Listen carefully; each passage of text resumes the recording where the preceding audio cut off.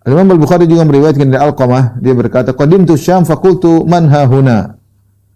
Aku datang ke negeri Syam dan aku berkata, "Siapa yang ada di negeri Syam?" Qalu Abu Darda.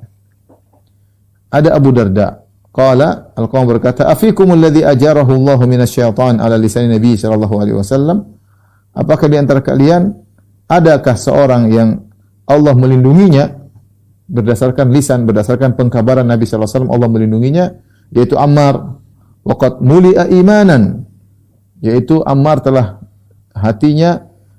dirinya telah terpenuhi dengan keimanan, hatta ikhtalatal iman bilahmihi wa 'azmihi wa damihi, ya.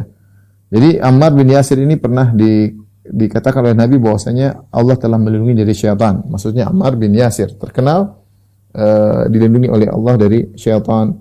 Kemudian juga tadi imannya Ammar bin Yasir radhiyallahu anhu sangat kuat sampai-sampai bercampur imannya dengan dagingnya dan tulangnya dan darahnya.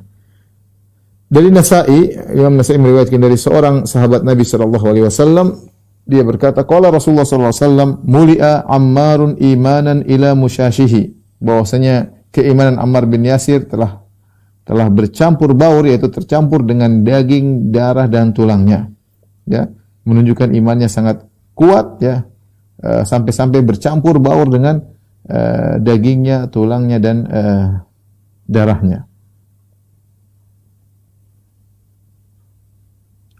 Kemudian juga di antara keistimewaan Ammar bin Yasir radhiyallahu anhu dari Hudzaifah, beliau berkata radhiyallahu anhu, "Kunna julusan inda Nabi sallallahu alaihi wasallam." Suatu hari kami duduk di sisi Nabi sallallahu alaihi wasallam, faqala, kemudian Nabi berkata, "Inni la adri ma qadru baqa'i fikum." Sungguhnya aku tidak tahu berapa lama lagi aku akan tinggal bersama kalian. Faqtadu bil ladaini min ba'di, maka ikutilah dua orang setelahku, yaitu Abu Bakar dan Umar, ikutilah mereka. Wahtadu bi hadi Ammar, jangan lupa kalian juga mengikuti petunjuk Ammar.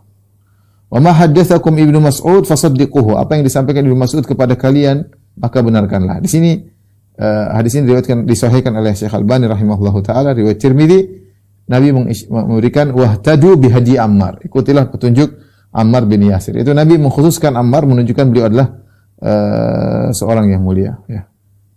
Makanya beliau adalah seorang yang faqih, seorang yang zuhud.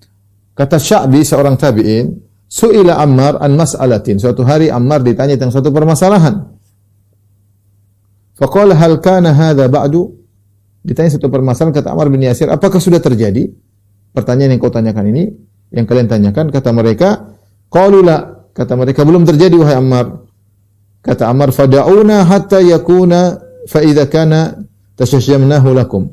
Kalau gitu tinggalkan kami. Nanti kalau sudah terjadi tanya kepadaku. Kami akan berusaha mencari jawabannya, kata Ammar bin Yasir. Itu berhati-hati dia. Dia mengatakan sudah terjadi belum? Belum. Kalau gitu sudah biarin. Jangan tanya dulu. Nanti kalau sudah terjadi, tanyakan kepada kami dan kami akan berusaha mencarikan jawabannya.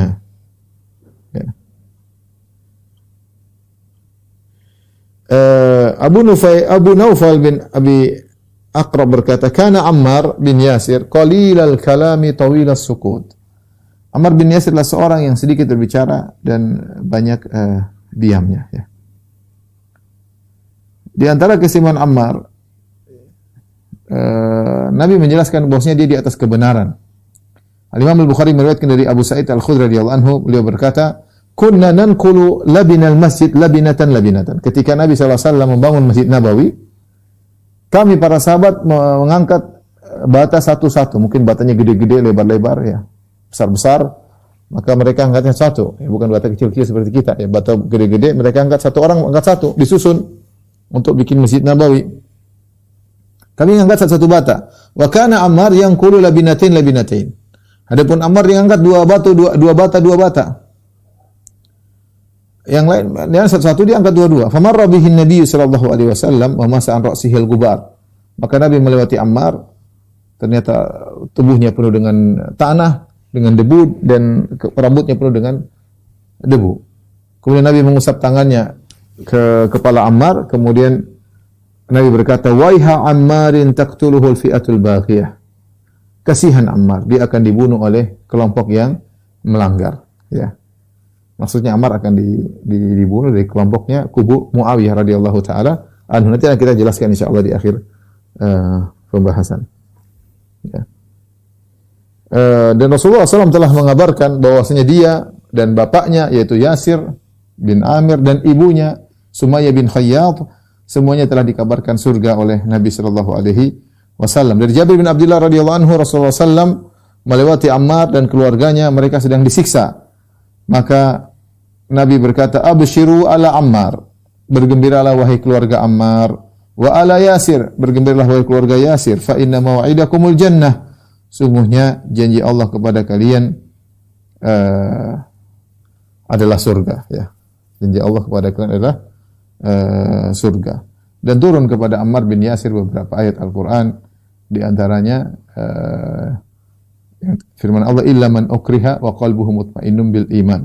Nanti akan kita jelaskan insyaallah taala.